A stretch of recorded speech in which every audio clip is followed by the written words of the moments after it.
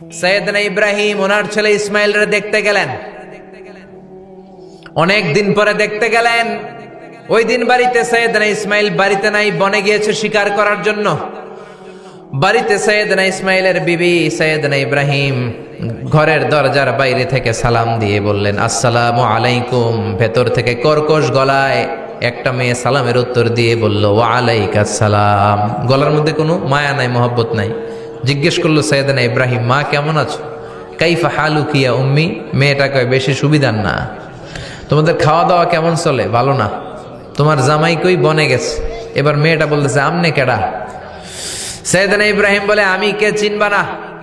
ইদা জাআ যাওজুকা মিনাল গাবা, স্বামী যখন বন থেকে ফিরবে, ফাকরাই আলাইহিস সালাম, তোমার স্বামীর একটা সালাম দিবা। ওয়া মুরিহি আন ইগাইরা আতাবাতা বাবিহি, আর বলবা ঘরের দরজার চৌকাটটা যেন তোমার স্বামী পাল্টে দেয়। এই কথা বলে বুখারীর বর্ণনা। কিসের হাদিস? বুখারীর হাদিস। ইব্রাহিম চলে গেলেন। ইসমাইল আসার পরে বিবি বলতে আরম্ভ করছে, দুপুরবেলা একটা বুড়া আইছিল। বুড়া কে আইছিল? সৈয়দনা ইসমাইল বলে, কোন বুড়া আসছে? কি বলছে? বিবি বলে, আপনারে সালাম বলছে। ওয়া আলাইকুমুস সালাম। আর কি বলেছে? আর বলছে ঘরের দরজার চৌকাট যেন আপনি পাল্টে ফেলেন। এই কথা বলার পরে সৈয়দনা ইসমাইল চিৎকার দিয়ে বলে, ও কি করলি তুই? নিজের কপাল পুড়লি, নিজের কপালে নিজে কুড়াল মারলি। ও মিয়া, চোর বোঝে চোরের সিগনাল, পুলিশ বোঝে পুলিশের সিগনাল, নবী বোঝে নবীর সিগনাল। ঠিক কিনা? সৈয়দনা ইব্রাহিম যা বলছে ইসমাইল আলাইহিস সালাম ধরে ফেলছে।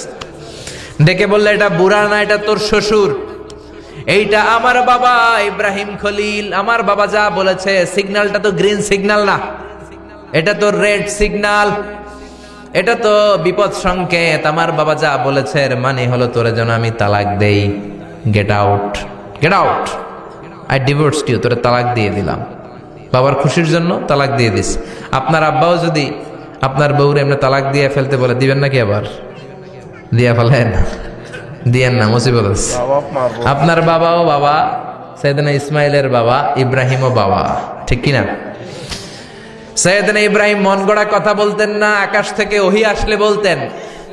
এই জন্য আপনার বাবা যদি বলে বউরে তালাক দিয়েন না, খবরদার। বাবারেও বুঝাইবেন, বউরেও বুঝাইবেন, ঘরে সংলাপ করবেন, সমঝোতা করবেন। আমাকে দুই নেত্রী সংলাপ করে না তো কি হয়েছে, আমরা সংলাপ করব। ঠিক কিনা? ঘরে ঘরে আমরা সংলাপ শুরু করব। মিলাই দিবেন, হ্যাঁ, বুঝাই দিবেন। বাবারও বুঝাবেন, বউরেও বুঝাবেন। তালাক দেওয়ার ইসলামী যে সিস্টেম, এটাকেও মেনটেন করলে পৃথিবীতে কোনো তালাকই থাকবে না। ডিভোর্স রেট একেবারে কমে যাবে। এখন ঘরে ঘরে তালাক। ঠিক কিনা?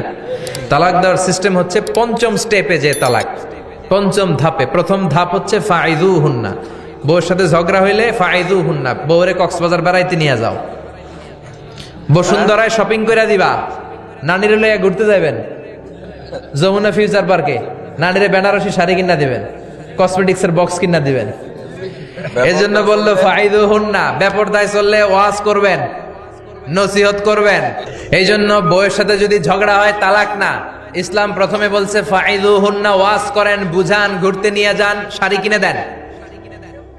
এতেও যদি লাভ না হয়, ওয়াহজুরুহুন্না ফিল মাদাজি, বিছানা আলাদা করেন। বউ থাকবে এক ঘরে, আপনি থাকবেন আরেক ঘরে। হয়তো এই বিচ্ছেদের কারণে ভুল বোঝাবুঝি ভেঙে যাবে, স্ত্রী ফিরে আসবে। ঠিক কিনা? এতেও কাজ হয় না। তারপরে আল্লাহ বললেন ওয়াদ্রিবুহুন্না, এবার একটু শাসন করেন। ঘুরতে নিলেন, কাজ হয় না। শাড়ি কিনা দিলেন, কাজ হয় না। রোম আলাদা করলেন, এরপরও কাজ হয় না। এরপর ওয়াদ্রিবুহুন্না, শাসন করেন। অনেকে এটার অর্থ করে বউরে পিটাও না, পিটানো না। বিশ্বনবী কোনোদিন বউয়ের গায়ে হাত দেয় নাই। ঠিক কিনা? এই অদ্রিবুহুন্নার শাব্দিক অর্থ হলো পিটাও, কিন্তু পারিভাষিক অর্থ হলো স্ত্রীকে একটু শাসন করো। মুফাসসিররা এই আয়াতের তাফসীর করতে যে হয়রান হয়ে গেছে। অনেকে বলছে ছোট্ট কাঠি দিয়ে পিটাও, আর বলে এই কথা শোনো না কেন? দুইটা বাচ্চা হয়ে গেছে, 3টা সন্তান হয়েছে, এখন সংসার ভাঙতে চাও কেন? অনেক মুফাসসির বলে মেসওয়াক দিয়ে বাড়ি মারো আস্তে আস্তে। অনেক মুফাসসির কয় কোল বালিশ দিয়ে পিটাও, যাতে হাত পা না ভাঙে। ঠিক কি না? ওয়াদ্রিবুহুন্না, শাসন করো। শাসনও যখন কাজ হয় না, তারপরে আল্লাহ বললেন ফাবাআসু হাকামাম মিন আহলিহি হাকামাম মিন আহলিহা। উভয় পক্ষের মুরব্বীরা বসবে, মিলায় দেওয়ার চেষ্টা করবে। এতেও কাজ হয় না। 4টা স্টেপ শেষ, পঞ্চম স্টেপে তালাক। তাও রাগের ছোট যে আমরা বলে দিই 3 তালাক, 22 তালাক, এভাবে না। তালাক 2 ধরনের, তালাক আর সুন্নি, তালাক আল বেদঈ। একটা সুন্নতি তালাক আর একটা বেদাতি তালাক। বেদাতি তালাক দেয়া যাবে না, সুন্নাতি তালাক দিবেন। মানে প্রতি মাসে একটা, আপনার বউয়ের যখন মাসিক হয় না, যখন পিরিয়ড হয় না, আপনার বউ যখন সুস্থ আছে, ক্লিন আছে, তখন এক তালাক। 1 মাসের মধ্যে ফিরে আনার সুযোগ আছে না নাই? 1 মাস পরে দিবেন দ্বিতীয় তালাক, দ্বিতীয় মাসেও ফিরে আনার সুযোগ আছে না নাই? ঘরে রাখবেন, হয়তো বিবিরে দেখে আপনার মনে ভালোবাসা জমবে, বিবির মন নরম হয়ে যাবে, বিবিকে ফিরে আনা যাবে। তৃতীয় মাসে 3 তালাক যখন দিবেন, আর ফিরে আনার সুযোগ নাই। এটাকে বলে আত-তালাক আল-বাইন আল-বাইনুনা। এরপরে আর ফিরে আনার সুযোগ নাই। এই প্রসিডিউরগুলো যদি মেনটেন করেন, তালাক হবে? তালাক হওয়ার সুযোগ আছে? এজন্য এগুলো মেনটেন করে তালাক দিবেন, ডিভোর্স রেট কমে যাবে। ওমরে ফারুকের জামানায় এক লোক তার স্ত্রীকে 100 তালাক দিছে। কয় তালাক? এরকম ডাকাত বাংলাদেশও আছে না নাই? 100 তালাক দিছে। এখন ওয়াইফ যে ওমরে ফারুককে বিচার দিছে, ওমরে ফারুক বললো তোমার হাজবেন্ডকে ডেকে আনো। ডেকে আনা হলো, কিরে কয় তালাক দিছস? কয় 100 তালাক। দিবি 3 তালাক, 100 তালাক দিছস কেন? কয় মেজাজ গরম আছিল। ওমরে ফারুক বলে ঠিক আছে, বিচার হলো 3 তালাকে তোর বউ তালাক, বাকি 97 তালাক এখন তোর পিঠে পড়বে। সুবহানাল্লাহ পড়েন। এরকম যদি মাইট দেওয়া যেত জায়গা মতো, সব তালাক বন্ধ হয়ে যেত। চিল্লায় বলেন ঠিক কি না? এজন্য আপনার বাবা যদি বলে ও বাবা তোর বউরে তালাক দে, তালাক দিবেন না, বুঝাবেন। বাবারেও বুঝান, বউরেও বুঝান, বরকত দিবে কে? সাইয়েদনা ইব্রাহিম বললেন ঘরের দরজার চৌকাঠ পাল্টে ফেলো। মনে আছে ঘটনা? না ভুলে গেছেন বোধহয়? তালাক দিয়ে দিলেন বিবিকে। নতুন সংসার শুরু হলো, আরেকটা বংশীয় নেককার মেয়েকে বিয়ে করলেন। 3 বছর পর সাইয়েদনা ইব্রাহিম আবার বেড়াতে আসলেন। আজকেও সাইয়েদনা ইসমাইল বাসায় নাই। সাইয়েদনা ইব্রাহিম সালাম দিলেন, আসসালামু আলাইক। এবার জাদুমাখা কণ্ঠে, কুকিল কণ্ঠে, মোলায়েম কণ্ঠের একটা মেয়ে ঘরের ভেতর থেকে বলে ওয়ালাইকুমুস সালাম। ওয়ালাইকুমুস সালাম। সাইয়েদনা ইব্রাহিম বললেন কাইফা হালুকি ইয়া উম্মি, মা কেমন আছো বলো বলো। মেয়েটা বলে আলহামদুলিল্লাহি আলা কুল্লি হাল, সব অবস্থায় আলহামদুলিল্লাহ। সুবহানাল্লাহ পড়ে। সংসার কেমন চলে? কয় খুব ভালো। খাওয়া দাওয়ার অবস্থা কি? কয় আরো ভালো। এবার মেয়েটা বলে কে আপনি? এই মরুভূমির মাঝখানে রৌদ্রের মধ্যে দাঁড়িয়ে দাঁড়িয়ে কথা বলেন, কেউ তো কোনোদিন আমাদের খোঁজ নিতে আসে না, কে আপনি? ঘরে আসেন। সাইয়েদনা ইব্রাহিম বলে না, আমার পরিচয় দিব না, ঘরেও আসবো না। মেয়েটা বলে আপনি যদি ঘরে না আসেন আমি কিন্তু রাগ করব। সুবহানাল্লাহ কোন। জোর করে ঘরে নিলেন, শরবত খাওয়ালেন, খেজুর খাওয়ালেন, রুটি খাওয়ালেন, মাংস খাওয়ালেন। সাইয়েদনা ইব্রাহিমও চোখের পানি ছেড়ে দোয়া করলেন, ও মিয়া এটাও মাইয়া আগেরটাও। আহা, বেশ কম আসরা নাই?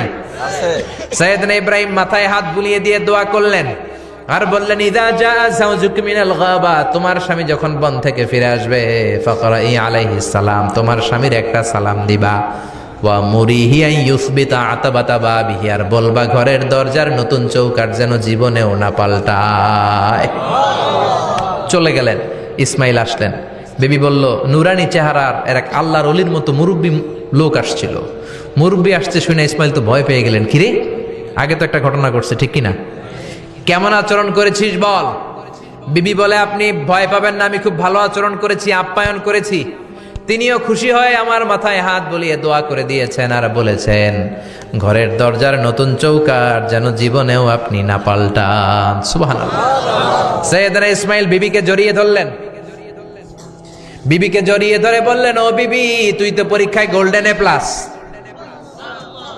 কি এ প্লাস? যেই মুরব্বী লোকটা এসেছিল সাধারণ কোনো মানুষ নয়, তোমার শ্বশুর আমার বাবা ইব্রাহিম খালিল। আমার বাবা যেই কথা বলে গিয়েছেন, যে ইঙ্গিত দিয়েছেন, এটা তো গ্রিন সিগন্যাল। আমার বাবা বলেছেন তোমার যেন কোনোদিন তালাক না দেই, তোমার যেন ছেড়ে না দেই। এই যে তোমার হাতটা দুনিয়ার বুকে ধরলাম, জান্নাতে যেন তোমার হাত ধরেই দুজনে জান্নাতে ঢুকে যায়। এজন্য বাবা মায়ের দোয়ার দরকার আছে না নাই? মায়ের দোয়ার চেয়ে বড় দোয়া আছে নাকি? জোরে বলেন।